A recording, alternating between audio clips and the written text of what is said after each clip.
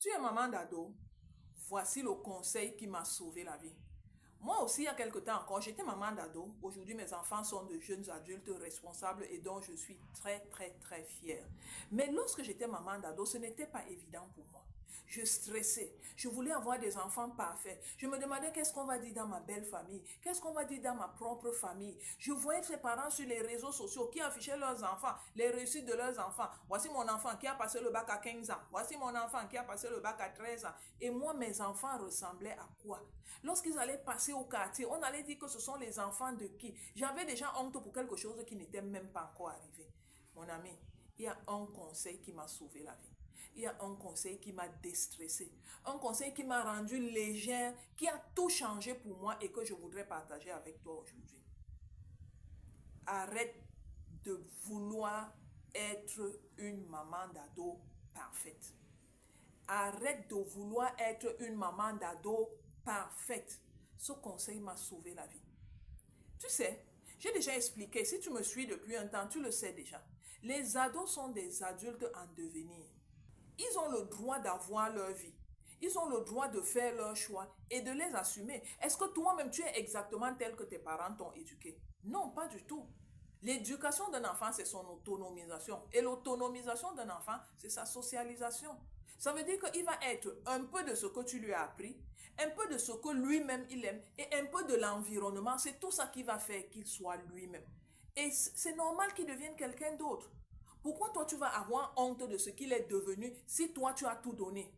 Pourquoi tu vas avoir honte? Ce qui va devenir lorsqu'il sera adulte commence lorsqu'il est encore ado. Même dans la maison, nos ados aiment telle nourriture, ils n'aiment pas telle autre nourriture. Ils aiment telle tenue, ils n'aiment pas telle autre tenue. C'est tout à fait normal, c'est des êtres humains. Ils ont le droit d'avoir aussi leur choix et de les assumer. Toi, il faut juste que tu aies ta conscience pour toi, que tu as fait du meilleur que tu pouvais. Et je sais que ce n'est pas évident pour toi. Parce que moi-même, je suis passée par là. En même temps, il faut aller au travail, ou alors il faut aller au marché, ou à la boutique, bref, trouver de quoi vivre. Et ce n'est pas évident pour toi, parce que moi-même, j'étais dans cette situation.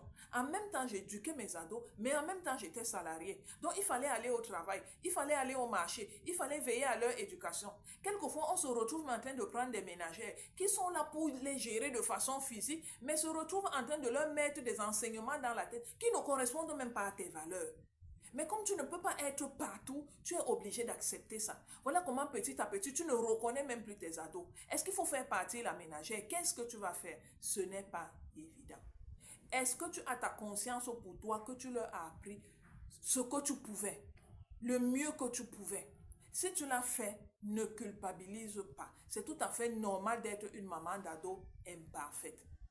La culpabilité peut venir lorsque tu reconnais toi-même que tu ne leur as pas tout appris.